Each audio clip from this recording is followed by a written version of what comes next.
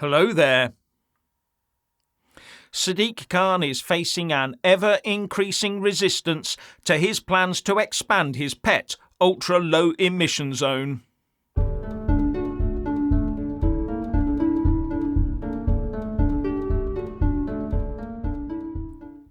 Now and again, when trawling social media, you come upon a posting showing someone perched brazenly atop a ladder and applying what looks like bolt croppers on one of London's planned ULEZ expansion traffic cameras.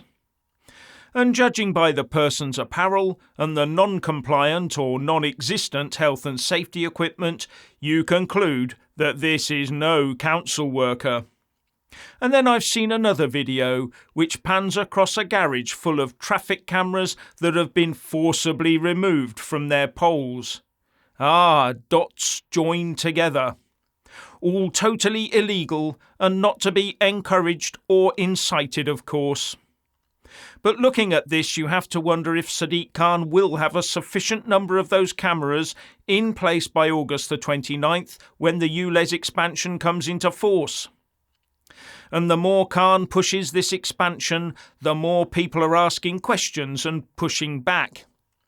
There have already been several successful anti-ULEZ expansion events, and the Reform UK mayoral candidate for next year, Howard Cox, the founder of the Fair Fuel UK campaign, has vowed to scrap the whole scheme if he's elected.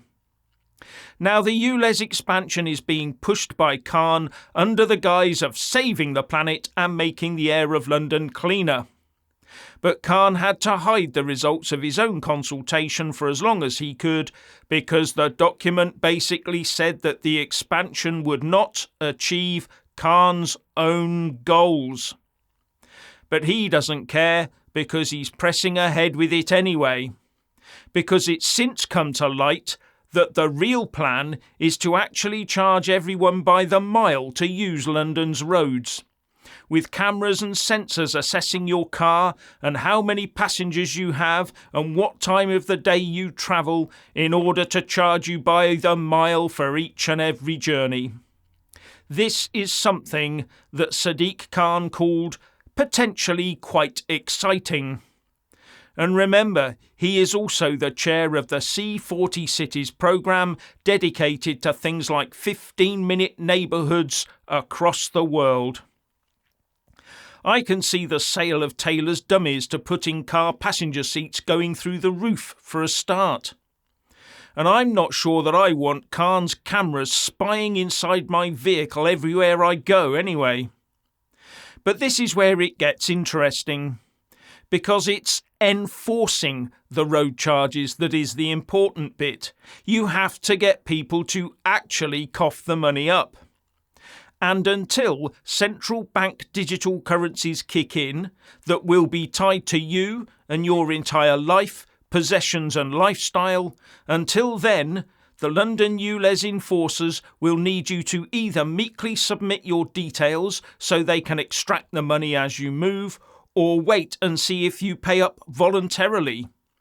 And this might be more problematic than Khan realises, because the Telegraph reports that a City Hall response to a Freedom of Information request shows that by the end of 2022, there were 255 million quid in unpaid ULEZ penalty charges for the current scheme. In fact, that figure far surpassed the amount of money, just over 73 million quid, that he was able to collect. Now expand that into everywhere inside the M25. But he's not alone.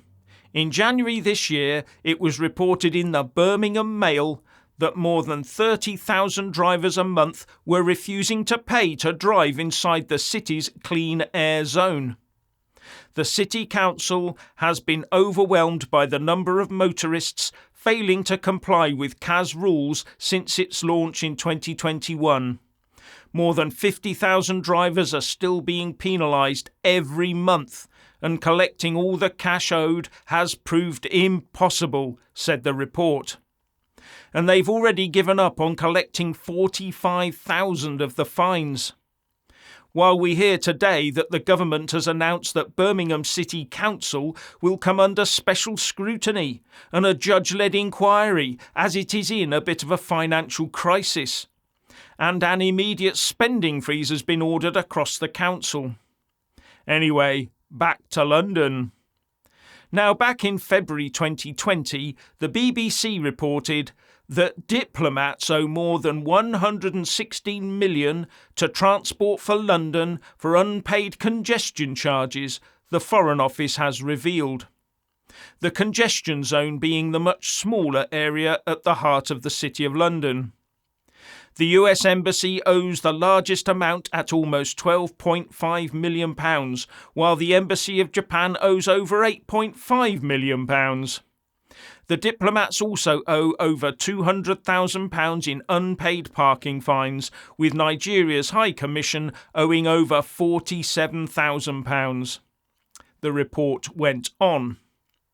Now, in December 2021, in answer to another FOI request, the London Assembly said, "Unlike the congestion charge, diplomats are exempt from paying the ULEZ charge because it is not a universal charge, but a charge which is levied in respect of the most polluting vehicles and is therefore not a charge for a specific services rendered."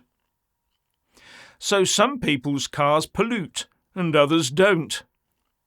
But they went on to say that they would expect diplomats to comply with emission standards. And while Khan was cobbling this together, one council, that of Hounslow, was asking for an exemption from the charges in February for vehicles used by its own and other councils to give them time to upgrade them. Well, how about the poor saps who vote for their councillors and pay their council taxes? And councils get at least the same amount of notice about these things as the ordinary poor punter does. If councils can't afford to upgrade their vehicles in time to comply, how can they possibly expect their constituents to be able to? All I can think is that they all want the little people taxed off the road and into penury. And now, across the pond to Joe Biden's US administration, where he is now trying to shoehorn the useless Ursula von der Leyen into the post of NATO Secretary General. This is the person with a disastrous record as the Defence Minister of Germany. Broomsticks instead of rifles, if I remember correctly.